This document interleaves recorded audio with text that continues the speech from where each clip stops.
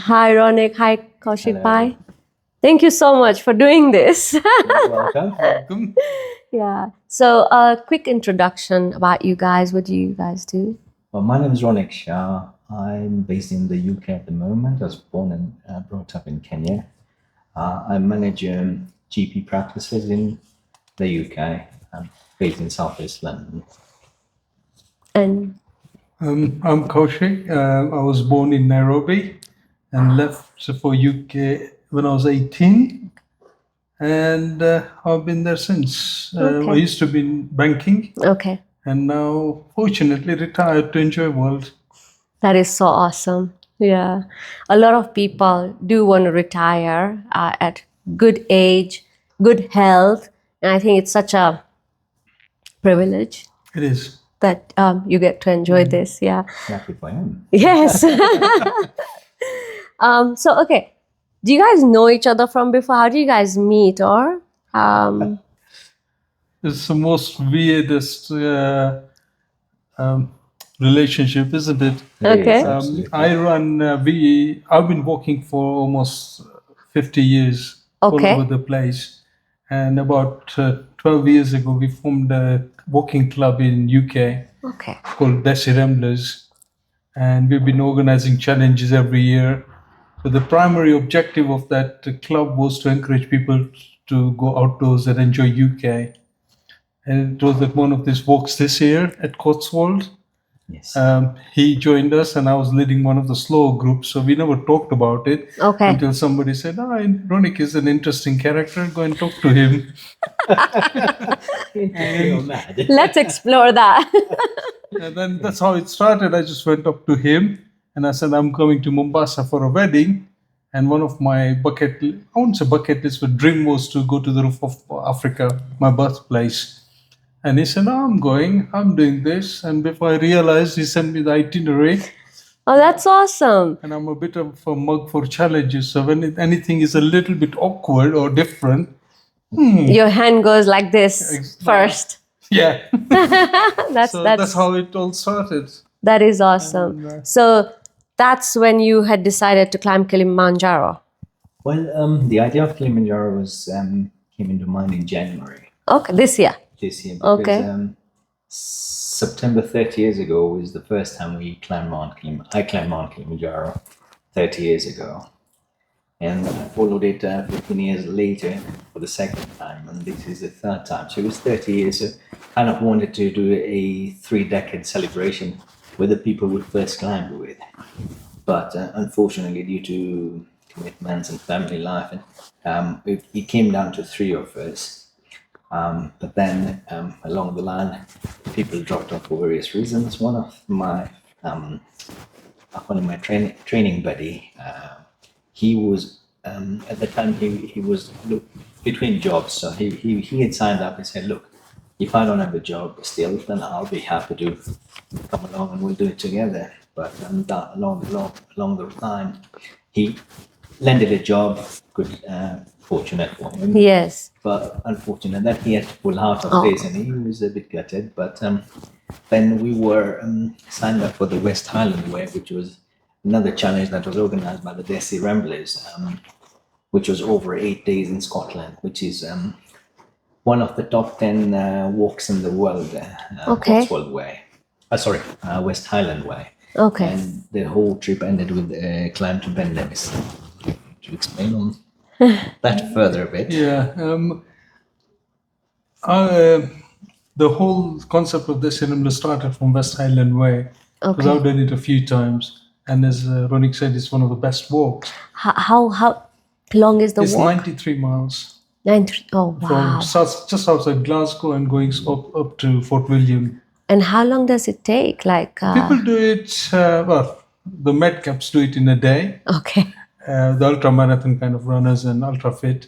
Some people, we've always done it in 4, Okay. and this time it was 6. Okay. It was primarily targeted at Oshwal in UK. Okay. So originally that was the plan. But then a lot of people came. Okay. But originally it was Oshwal's. So even people walking at my pace could have come, like, So what normally happens is we announce it about 6 months before, and then we draw out a training plan for Yes. everybody with the aim of that they will finish it in Finish. 6 days. That is amazing. Um, You guys are doing such an amazing job. And there was a group of, How many people? was it? This time it was 63 or something, roughly. That's a good number. And And it so was all age groups. It wasn't just like it was teenagers Yeah. or 20 years old. I think the youngest probably on the group was 22. The Sheena engineer, Yeah, the two- or the twins. 22 or something like that. wow. And the oldest was 73 or 73, something yeah. like that. God, I love that. I love that. And then it's a good way to network and also like-minded people who come together. And I've noticed this when it comes to common goal, especially fitness and such goals. I think age doesn't matter. No. Yeah. One of my answers here, it's only a number, and it's, as long as you're consistent about it and keep relatively fit, Yeah. then I think it's just literally works for everybody. Yeah. It's just a matter of trying, giving it a go, and setting newer goals. And it's also sharing different stories because everybody has their own stories, different experiences. It's amazing. Yeah. I mean, we it's had on so my true. stand, and we about four, when we did the second, there were people who hadn't even walked 5 miles in their life. Okay. But once they got onto the training and regularly did it, by the end of it all, they were walking, they were just overwhelmed. And Wow. you see adults cry at the Yes. finish. Yes. You really get, oh, have I done this? Yeah. It's But once they've done it, it's sometimes a pity that people then let go and don't carry on. Okay. And that's where my life has been made a lot easier because I consistently do challenges or train something else or do something else. But with a group like yours, like the Sea Ramblers, have I said it correct? Yeah. Okay. I feel like a lot of people would continue because once you've gotten a sense of that community, shared goals, and then you're easily achieving things that you alone wouldn't be able to. I think a lot of people do continue. Very small percentage might. Yeah. I Drop think back. the challenge lies in that continuity because Okay. once you've done an event, people tend to keep doing it for a certain period of time and then it starts fading away. Okay. And that's where I think there's remembers and we will try to encourage people from not fading away. Yes, maybe you can't come onto the Sunday walks every Sunday, but twice a month, at least once a month, keep at it, keep with the group, and you see yourself achieving quite a lot. Yeah, that There's is so many awesome. people have made friends and groups out of it. It's Yeah, unreal. it is. It's awesome. I mean, for example, Yes. we've Perfect. not even 6 This is a months very we've known new each other. relationship, 6-month-old. And look what an amazing achievement you guys have, gotten to. So next question is, you started off with Kilimanjaro. How 3 peaks? Very interesting. I think this is what I call layering on. Yeah. So I started training with the Death Ramblers on like every Sunday, go for walks with them. I think it was mid-February, late February. Thought to myself, what's the walks? Well, if I'm actually going to Mount Kilimanjaro, I'll be going to Nairobi first. If I'm in Kenya, might be good to attempt Kenya and Kilimanjaro because, they're both one of the highest mountains in each of the countries. And so let's give it a try. I haven't heard anybody do the two, but it wasn't about nobody having done, but it was actually putting myself through it because what I was actually trying to do was an MOT of myself, basically a fitness check or a body overall health check because during COVID I also got COVID, and since this is my first proper climb after COVID, so I didn't know what my lungs capacity would be, how I would endure, and how I would manage these. So it started off with that, and so 2 weeks, come March, with all these people, with the walks on Sunday, everybody's stories kept inspiring me more and more. And then I said, look, actually, there's this Mount Meru, which is not a lot of people know about it. When I told people Mount Meru, like, where is that? What is that? So Mount Meru came into play as well is because is in Tanzania, and I was in Tanzania again. Similar reasoning, but what I thought was I wouldn't particularly go back to just do Mount Meru. So why not do Mount Meru? So things started, falling in place by superpowers or wherever it was. Nothing that was planned actually that this was going to turn into a three-peak event. Just So, as you were talking, I want to jump. I'm getting so just the excited. thought that kindled about just doing Kilimanjaro 30 years on spurred on onto these other mountains coming together. And I think a lot, for me personally, I think this whole challenge has kind of become a journey of tribute and purpose. Because it's, for me, emotion is attached to the last few days of my dad's life, the last 3 weeks that he was there, of his life that I spent with him, and what he went through in many ways. So the first thing that struck to me, and when I started thinking about this, my wife said, "Stop, you're overthinking. You put in too much to this." But I said, "No, actually, I'm just trying to see how everything is falling in place and how, because this was never the plan. So how did we get here, and what brought this on?" So this time was Easter, April. So it's my dad's birthday was 6th of April, and then 7th of April, I sat back and just reflected on everything, and then I realized that the dates that I'd got my itinerary booked for and the flight coincided with his last 3 weeks of his life. So then I was thinking, look, my dad suffered a stroke. So he was admitted in hospital, and he, due to the stroke, he got dysphagia, which means the weakening of the swallowing gland. So you can't swallow, the food goes into the windpipe instead of your food pipe. So he had recurrent infections, and on the first admission, and the doctor said, "Look, we can only treat it about 5 times, beyond which we will not be able to do much." So he had his first few infections. 3 weeks he was in hospital. He went home for 1 night, and then he got readmitted again because of the infection. Yeah. So that was kind of, I think, his way of coming home and saying goodbye to everybody, including the house, which it's a stone, but it's Memories. it's a memory that he left behind. And his last, kind of spending the last meal with the family, like in a way, like Jesus in the Last Supper. So he had his last supper with the family, and then he got admitted into hospital. This is where the last 3 weeks came into play. So he had 3 bouts of infection, and very serious infections.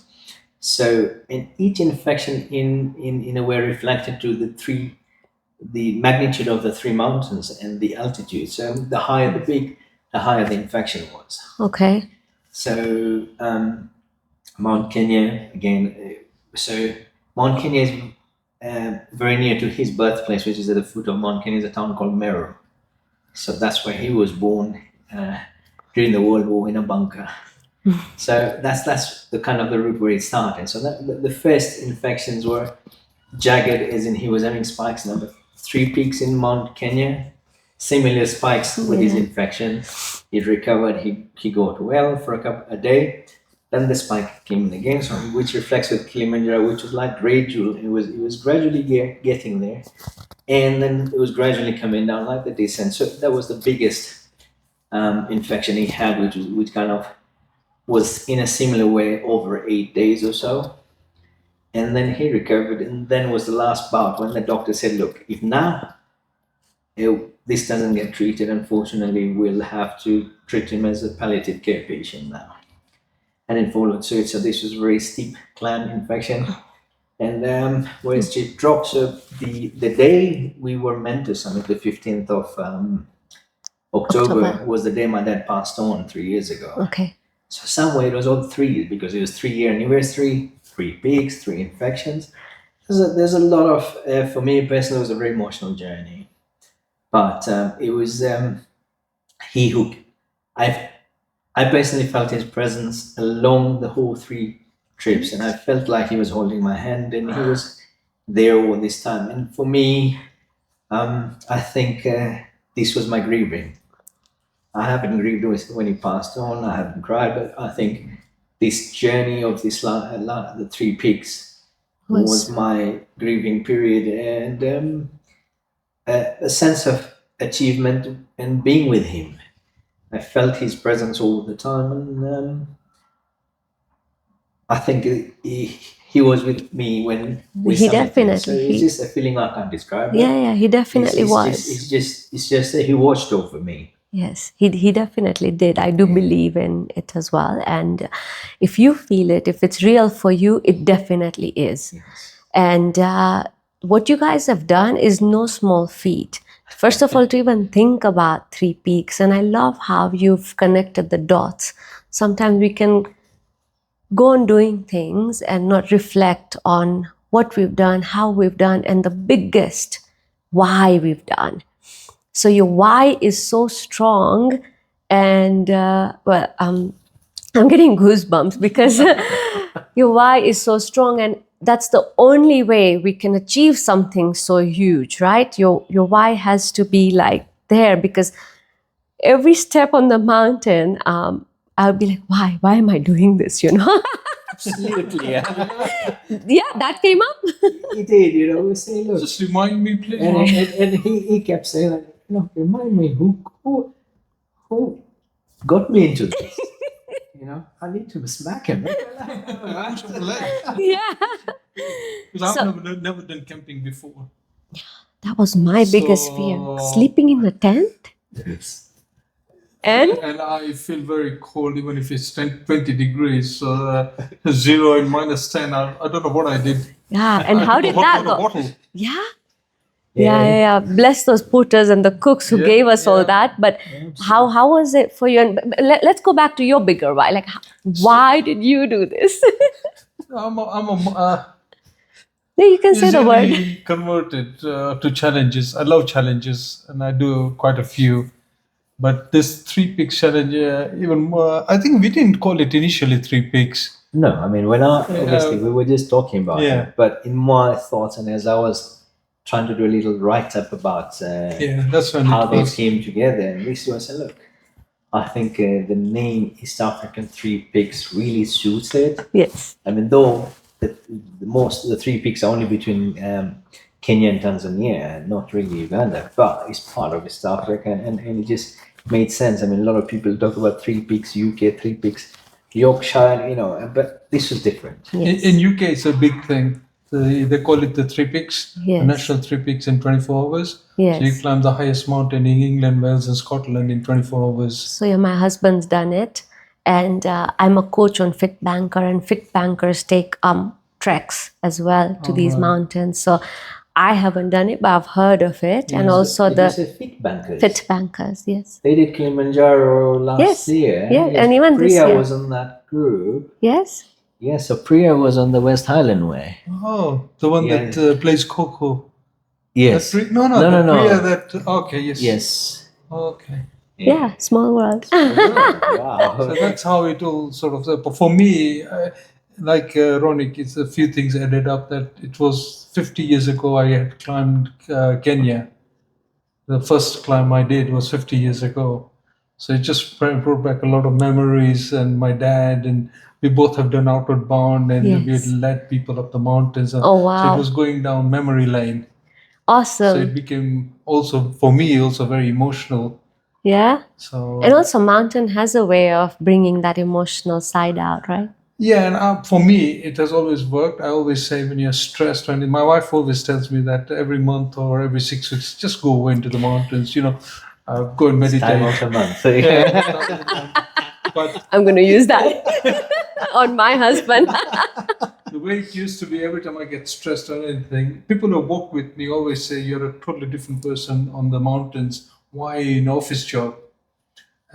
For me, every time I get anything stressed or anything, I have to go into the mountains, and I'm a totally different person, and I come back and there's all smiles. It all like over. gives you answers. Yeah. Somehow you just, yeah. And I resonate with that statement as well. My colleagues at work have said it. when I do the Sunday walks, I usually publish my story on WhatsApp. So they follow it, and and one day one member of staff said, "Ronik, do you suffer from bipolar?" And I said, "What do you mean bipolar?" He said, "Just no." I'm saying, "I'm not being, I'm not being nasty, but I'm just."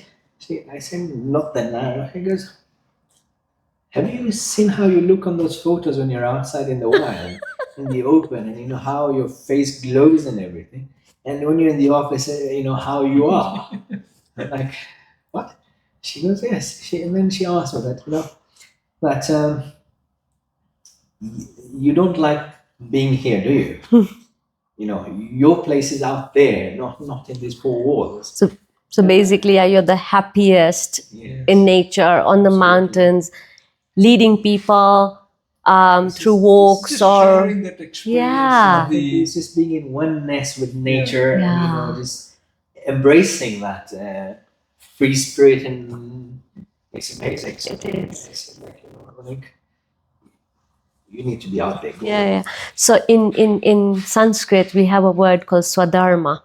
Yeah. So like when you were working, but now I feel like you, Kaushikbhai, have found your swadharma, through these walks, and because I feel like you inspire so many people, you take so many people on this work, and I feel like I have found mine doing this that I do. And like one podcast at a time, and for you guys it's one step at a time on the mountain. It's the first podcast as well. Cool. So okay, very, very generic question I have to ask. How do you guys train for these 3 peaks? Good question. You follow, I lead. Did you train? Please say you trained. Well, in some ways, yes, we did train. I mean, like the Sunday walks, that was kind of, for me, when I started in general, I started with an Oshal Trackers group. It's called the Oshal Trackers in London. So I went on one of their tracks on a on a Sunday in January, cold Sunday. Started that, and then on that track, I had one of the founder members of Desi Ramblers who was on the walk that day, and he was trying to find people to join in the West Highland Way track. So he kind of twisted my arm to join that, and he's like, "Look, it looks like you're a former tracker from the way you walk in, and you handle things." I was like, "Yeah." Okay. So I said, "I'm going off to Kilimanjaro, and this is where I want to start training up again, getting this walking." And he goes, "Well, have you got your dates booked?" I said, "Not yet, but I want to do it in September." He goes, "Well, this track is in September. Why don't you do this? Join into the challenge, and then book your event after the event." So I kind of happily signed on, and I said, "Okay, I'll give it a shot, and at least he'll give me a warm up before going for this big challenge." Okay. So ever since then, every Sunday we've walked, starting from 10 miles right up to 24 miles a day. Okay. Wow. So that's how the training program was set up, and that's kind of the only training Okay. I did. A lot of people go to the gym, do cardio. None of Yeah. that. Okay. I even changed my diet actually. And that's another question people are asking me is that, "Ronik, are you going for this challenge? Have you changed your diet? Are you eating differently?" I said, "No, Okay. nothing's changed in my diet. I'm eating the same as I used to, and it's just how the body works." And for me, a lot of it was around muscle memory, and this is what I think a lot of people forget. That once you give up walking, your body hasn't actually forgotten. It just needs to be woken up, get moving, and those muscles need a little bit of jog. Okay. Like on a cold winter morning, you need to switch on your car, let it run a bit. So And that so it's like warms up. that. It's similar to that. Okay. Your body engine needs to get going. So other than that preparation, no. But that's still a lot because you I mean not a lot, but it's intentional. I mean, it was. almost every Sunday. But it also was a lot of sacrifice of family time because every Yes. Sunday I was out of the house. Yeah. And my son, who likes me making him pancakes on Sunday, he goes, Dad, when am I going to get these pancakes? So, we always had that laugh. And so his parting words before is, at last, when you come back now, I will get my pancakes. Yes, every Sunday. But so in general is that, and I mean, I think the bigger side or the greater side of this event was neither of us have taken any supplementary medication. A lot of climbers do take Diamox so that it helps them acclimatize faster. But no, we both kind of stayed away from it and said, look, as far as we can do it, we're going to go on empty tank. That's awesome. Yeah. So, but is that preparation? And some people tend to get these training musts, and when they go into the gym, and some people have got this misconception that if they train in the gym and do their Stairmaster and everything, they would be ready for these events. I will tell you, it's not that easy because I've been training for quite some time. Resistance training 4 days a week. I used to walk. I did obviously watch what I was eating. I was so ready to climb Mount Kilimanjaro. I didn't take Diamox. I was completely fine for the first 6 days. No headache, no vomiting, no diarrhea, nothing. My appetite, everything was good. I got cocky. I didn't summit. I got altitude sickness. So I don't think on the mountain we can ever tell what works or what doesn't work. I know people who have done 150 marathons and they've been turned back. Exactly. It's how your body and you react. I think they say it's when the mountain wants you to climb. It is. I like that. And two things. One is that I go by the saying that the mountain has no heroes. No. So don't try and be a hero when you're trying to do something as big as whether it's Kilimanjaro, even if it's Mount Kenya, even if it's going hills. Don't think that it's not a race. It's not a race. It's within you. You need to be satisfied as to that how much you're pushing yourself. Don't see how fast he or she is walking. Yeah. Because everybody's body is different. We all are accustomed differently. So it helps you just generally to pace yourself up. It is. And it just helps you do that. And also the misconception that people have is, oh, you've done Kilimanjaro once, it's easy for you to do the second time. It's not. Every time is different. Every climb is a different experience. Yes. Your body goes through different things. Age plays a factor into it. Your body rhythm, and there's so much more beyond. I mean, your body sciences are at play that we don't realize what you're putting yourself through. Exactly. And I like what you said about age. So for me, when I tried to climb Mount Kenya in my 20s, I didn't summit because I was impatient and I was like, oh, I can do this. But when I did it 2 years ago, I was so happy. Also, I was more in acceptance with what the mountain is offering me. I was at peace with my quiet and everything. But sometimes for some people, it's also true reverse, right? And also age does play a big role if, let's say, we haven't kept up with our, health and exercise and the lifestyle, right? So both of you have done these mountains some years ago, you said. Yes. And you've done now. So was there any difference in training or in the hike or climb? I think back then and now. Well, then obviously, I think when I previously have done them, I was a lot into fitness. I used to regularly be up the mountain. I mean, every school holiday, I was up Mount Kenya. People used to go to Mombasa. I used to go to Mount Kenya in my younger days. How many times have you climbed Mount Kenya? So this was my 30th summit of Mount Kenya. Whoa! Third of Kilimanjaro and first for Mount Meru. 30th. So everything is like a 3, 3, 3, 3. It seems so. And 30. Yes. But having said that, it was a very different experience. I think having that knowledge and experience from made me a bit more wiser as to how I was going to tackle this time, and not try and rush into it, because obviously, as we said, I mean, age is a factor. If you haven't been regularly climbing, and I haven't done any climbs since 15 years when I last did Kilimanjaro.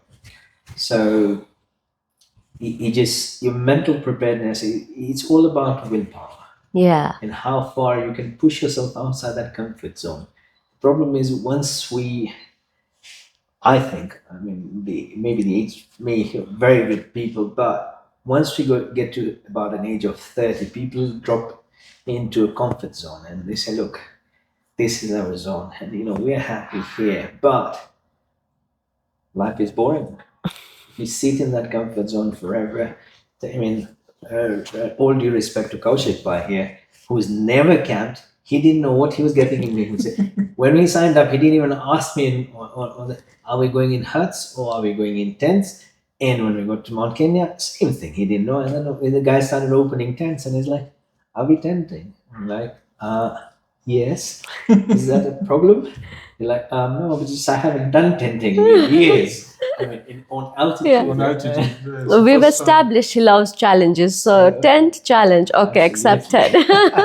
So I mean, he's a good team player. Yeah. And I think this is kind of what helped us conquer what we did. Just knowing each other's strengths and weaknesses, and trying just supporting each other. I think that's so important because that's another thing we learn on the mountain. Can't do it alone. You can't do it alone, but you could have the right chemistry between the people. There were Yes. 2 or 3 people. A lot of time I've taken my children and I've taken my father-in-law and all that stuff. But sometimes you get sucked up in other people's problems and you don't focus what you need to do. And age or whatever it may be, you really need to sometimes focus on yourself. What do I need to do? I need the energy for tomorrow. I need this. I need that. So I think it worked out perfectly for combination. It's a bit like when they say on the plane about the oxygen mask. Yeah, they you put need yours on first before you put somebody else's. Yeah. So even here on the mountain, yes, you don't want to be. Sometimes people, oh, but he'll think I'm rude if I don't help him. But you got to realize that if something goes wrong to the other person, you are the backup to help them. But if you don't look after yourself, You can't then help. you can't help the other person. No, it's true. Yeah. But also, like, I think the motivation and inspiration when, like, I'm sure you guys drew motivation and inspiration from each other, like pushing each other, like, we can do it. Like, it's okay. It's just still here, you know? Absolutely. I think, yes, we both had those It's just around the moments. corner. It's just around the Yeah. corner. And it's never around the corner. We all know that. And this is what we classically say, like when we used to go to, I did President's Award Scheme when I was an assessor there. So, but when we did the first expeditions and we were in Gong and with the Maasai, and you'd ask them how far, you say, Iko hapo tu, hapo tu. So you mean just here, and you never see that end of where that is, and that just kept you pushing. And I think amongst the 3 mountains, we really experienced that on Mount Meru, because it's got 13 loops we've got to do before you get to the final peak. Wow. So, and I think that truly tested us with that, and that brought that back to life. That Hapotu is just. I can now empathize with my children. So I take my children climbing a lot. Yeah. Used to, now they're adults. It's like when they say, "Oh, Dad, are we there yet?" Yeah. Just around the corner. Just around the corner. And they've now realized they don't trust me on that one. Oh yeah. Yeah. Oh, okay. But now I know how they feel. Oh, it's so funny. Wow. So on the mountains, did you guys have any moments of like doubts that we're not going to make it, or what are we going to do? And then how did you guys go? No? I think, unfortunately, my psychology and the way I work is the more the difficult and no becomes a yes. Yeah. You push yourself hard. I mean, the first 2 days on Mount Kilimanjaro, I said, good 6 more days. I was counting 6 more days of tent. But Yeah, no, it's just you rise up to it. I don't think so. I haven't anyway. In my case, Okay. every time there's been a challenge thrown at me, I look at it and I say, I think it's doable. The key is the training and what you do, mind-wise or whatever. Did you guys do any training, like mental training for your? No. Because I've done 7 challenges, you know it's doable. Yes. That's it. Okay. And if you think too much, I generally believe if you ask 3 questions or what if, you're into negative zone. Yeah. You just don't question. It's doable, and this is the training plan. And if I stick to it, then you give your 100%. And if you don't succeed, it's okay. Yeah, this you get. It's better to try than not to try. I love that. Yeah. You know, so Yeah. give it a go. See, Yeah. See And what like happens. Ronik, even for me, I just retired. I had the time. Many times you want to do things, but you don't. Don't have the So in time. this case, it just happened. I had the time. I was coming to Mombasa for the wedding. It just fell into place. Everything. I love that. Give it a go. Who knows? You can do 3 peaks. Well, this is it. I think it's just how he persevere, and his perseverance is what it all stuck out for us, and let us push through. Yeah. And I think the adrenaline was pushing us as well, because when we finished the 3 peaks, the day later we were like, I think we need to do something else now. And we were sitting there. Yeah. I was going to ask. That was my last question. But since you brought it up now, what's next? Well, it's true. I mean, we have to go back and think of the loads of things to do. Yes. But how we do it and when we do it is the question. But certainly for me, I mean, my next plan is to do Everest Base Camp. He's been there. I want to do it. It's always, I mean, I always wanted to do as a young boy trying to do Mount Everest. But that once I got married, got put on the Same back here. shelf by the Same here. family, saying not Mount Everest. If you want to go to Everest Base Camp, go ahead, not a problem. So yes, and looking possibly next year another track for myself, a track of about 21 days on Mount on Everest Base Camp and Okay. surrounding areas. Awesome. So the track in itself 21 days, other than the acclimatization days before and after is on top of that. But It's funny you say that. Just last week, Fitbanker announced its first Everest Base Camp, and I'm thinking about it. So let's talk off the camera. absolutely, absolutely. If you go off grid a little bit, Okay. that is a very nice walk. Yeah. Off grid, I mean, is the main tourist track. So, like Kilimanjaro, you got the Coca-Cola route. There's a lot of people on. So, there's a route there which I found a little bit awkward. As in, it disturbs the peace and serenity of the Himalayas. Oh, okay. There's a lot of people going up and down in yaks and all that. Oh. But we'll talk of ECS, I think it was. You've done Everest Base Camp? Amazing. When did you do Me it? and my wife, 2022. Oh, wow. Yeah. How was that? I loved it. Yeah? I loved it. Okay. All right. I'm getting quite sold on, like, with the idea, because I do need my next challenge as well. So something for me to think about. Yeah.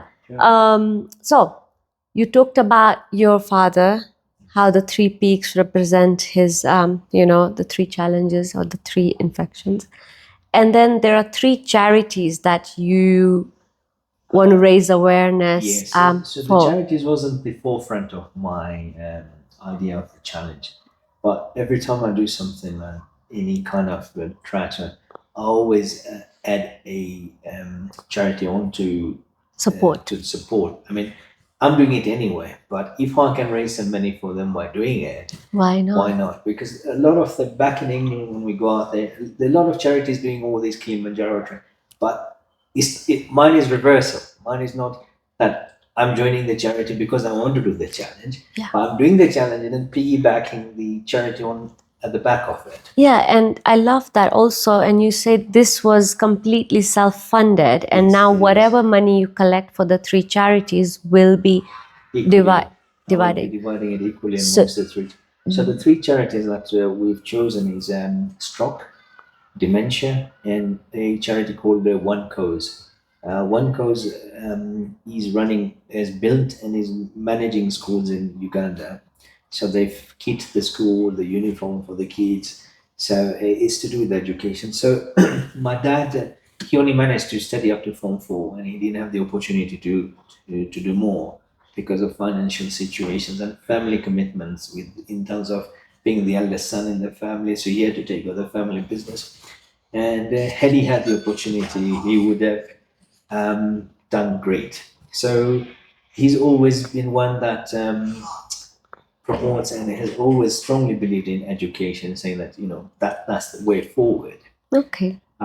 So why the other two charities? So during COVID, my dad developed dementia, or he was diagnosed of dementia during Okay. early stages of dementia, and I mean, obviously, COVID affected the whole world. It was locked down. There wasn't much support available around. So it was a new thing, though I work in healthcare. But when it came home, I didn't quite understand what I'm dealing with or how I should tackle this. And sometimes some things we take for granted sometimes, forgetfulness, and we laugh it off. But actually, I think people need to reflect a bit more and see what's the degree of people's forgetfulness in families or elderly parents, because this is happening rapidly in the Asian community. I mean, I've been here. Yesterday, I was visiting some of my friends and their parents. I haven't seen in 20 years, maybe some I haven't seen in 15 years. And I can see the difference in in the parents. I can Yeah. see, I mean, two of my friends, their parents, one, his dad has dementia, so he can see him, conversations are being repeated.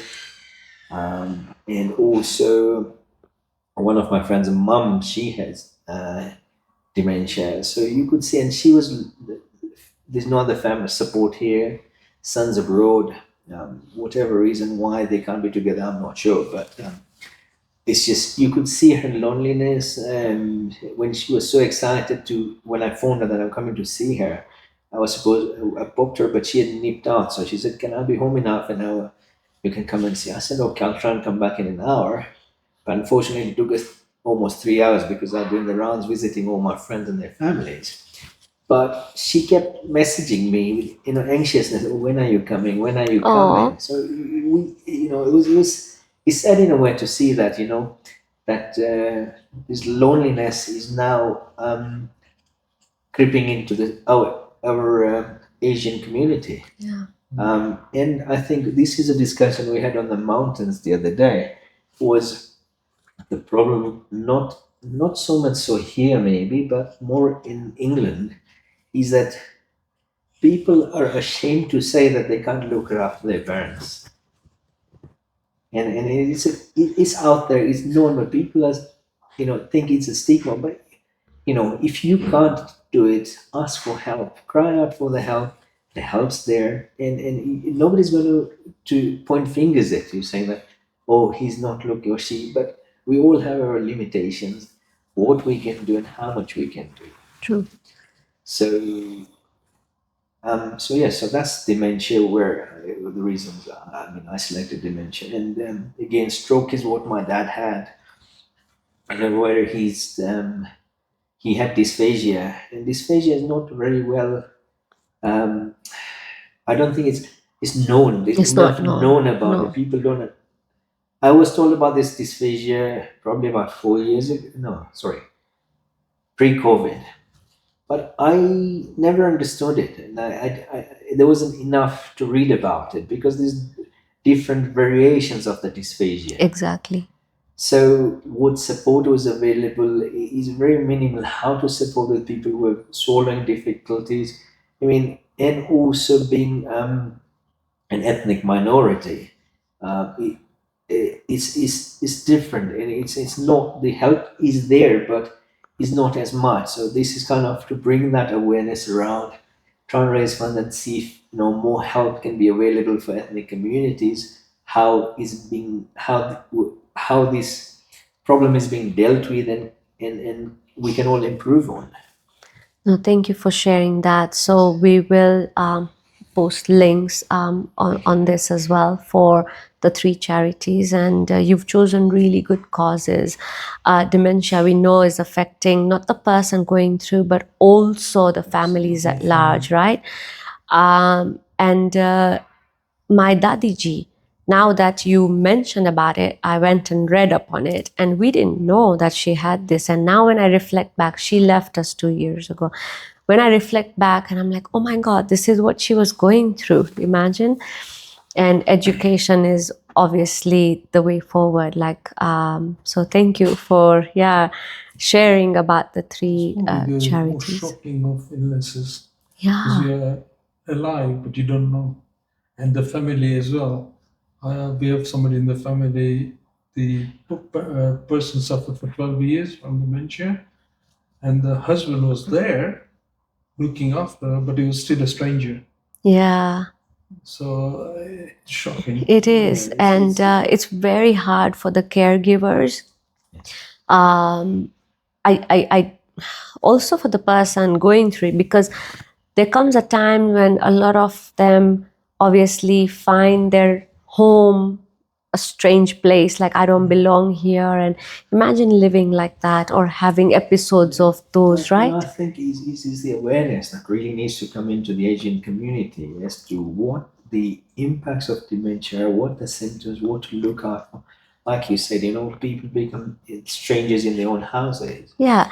And we had one of these examples with my dad. Is people need to understand that when people dementia starts getting to a certain level stage, the orientation changes. So like he would have a nap in the afternoon, and when he gets up, he thinks it's morning. So his morning routine is wake up, shower. So you'd find him at 4:30 picking his towel, going for a shower. And he goes, Dad, where are you going? He goes, oh, I'm going for a I said, but why? He goes, yeah, but that's what I do every morning. So these are early signs, or And these are the signs of people have dementia, but it's just that sometimes people don't recognize it. Yeah. Think, what's going on with that today? yeah, But it's actually starting to recognize and keeping a diary of these events, because sometimes they're very spread and they may not be back very to frequent. back. Yeah. It could be once a month, but these are the things because when you go to a doctor, they say, okay, oh, well, it's or maybe last week, but actually this could have been going on for 6 months. Yeah, exactly. So it's very important to take note of these events that happen, especially as if you're the carer, Yeah. a caregiver. It helps. Yes, there's a lot of tools that you can use. There's a lot of help, and also friends and family. Once you know, then you can go and provide help and also relieve the caregiver for some time. I think that is because sometimes the caregivers don't get enough rest and they get lost in just this particular, It's exhausting It for the is. caregivers, because you're on it, you're pushing, but sometimes in the process you neglect your own health. They definitely do, because it's always about the person. Yeah. And this is why I say, people are embarrassed to ask for help, but this is where it's important, because you as a caregiver, if your health is not well, you're not going to be able to look after the person you want to look after. Yeah, no, this is a very big topic. We can go on for some time. Yeah. So anyways, last question for both of you. So for anyone who is listening right now and who has faced loss of a loved one, or thinks it's too late to start in terms of age, it's too late to exercise, it's too late to start that project, or has any self-doubt, okay? What's your message about resilience, purpose, and possibilities? Well, I personally believe it's never too late. Nothing is ever too late. You may not be able to do it to a certain the agility of a 16-year-old. By the way, so this is what my wife said to me when I said, she's like, you're not 16. Just do Kilimanjaro first, and then we can do the others. What's this madness about doing 3 peaks? So again, I mean, coming back to this, is give it your best shot. Don't look at the mammoth task. Take it with a step at a time. Yeah, that's a key. Every step counts to that big goal. So even if you wanted to do, say, formally Masari Hill is whatever it's called, something about road now. If you want to climb that hill, even if you do 10 steps up that hill and come back down, it's a start. Go back next day, go for 11 steps, come back. But don't just give up by looking, oh, that's too hard, forget it, it's not for me. No. And it has a lot of benefits as well, mentally plus physically. So when you're out there, fresh air, it really opens up, and it also gives you time to reflect on your life. And I think that was the reflection. I mean, well, luckily he joined me, but otherwise I was going to be on this trip on my own. And there's a lot Spoil of sport. no, not at all.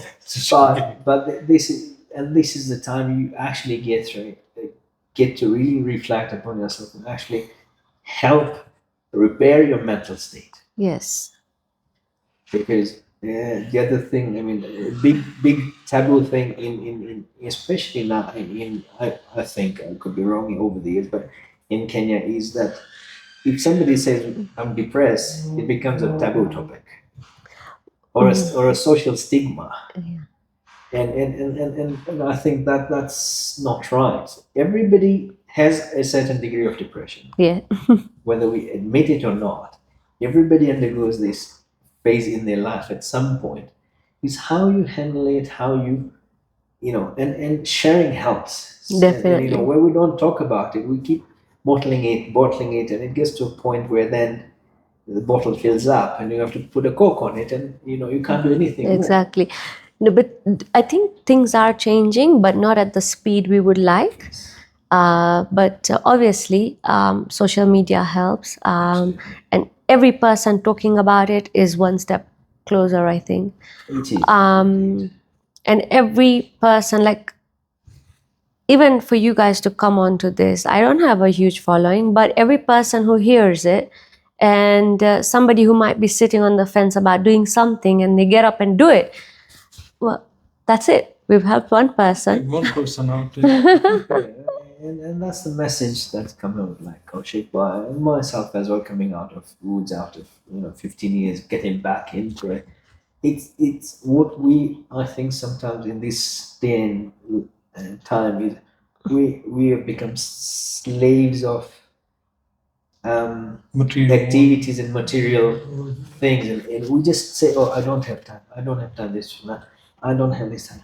But before it's you funny. realize, you reach an age and say, oh, I wish I'd done it 5 years ago. Yeah.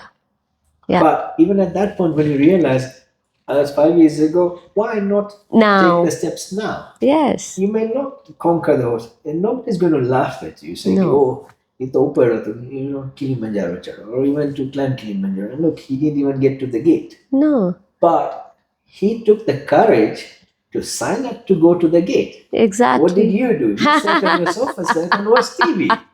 So I think it takes a lot of courage. But to be honest, at times, these sort of judgments are not even from outside. I feel like they're all from me, from within. I'm judging myself, right?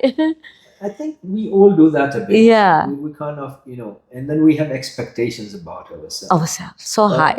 But sometimes I think that's what is our own battle we Yeah. have to fight, and it's our own demon. That park that aside and pull out the encouragements, open the encouragement drawer, and get yourself say, look, I'm going to try this. Whatever the outcome is, I'm not going to beat myself to it. Where is this drawer? That's where you need to find where is that drawer open. And this is what I was trying to get my group that I first climbed Kilimanjaro with 30 years ago. I said, look, take your boots out. Stop. Don't hang up things. We're all getting caught up in this day-to-day life routine, children, this, that. But you've got to make a bit of time for yourself and help, because if your mental health is not well, you're not going to help your children. We can't. And the children can sense that. Yes, they feel it. They So- know it. So, and this is a big thing, because any slight negativity bounces off them. We don't realize, but it is They're like sponges. They absorb things Exactly. straight away. Yeah. Thank you, Ronik, for that. Anything you would like to add on to that? Keep going, Yeah, one step at a time. yeah, Absolutely. Age is only a number. yeah. Just get You've your proven that. books. Yeah, Yeah. and I you're feel like proving that. 21. A journey, That's what matters. What you feel inside. a journey of 1,000 miles started with one step. Yeah. So that's what. And also, please share. We'll put for Desi Ramblers. Yeah. And anybody who's willing to join that, because the more the merrier. We Why got not? Facebook. We think I'm not big on social media, but they've got Facebook, WhatsApp groups, and everything. Okay, brilliant. Thank you guys so much. You're Thank you welcome. for. Thank you for Having us. us. Yeah. Cool.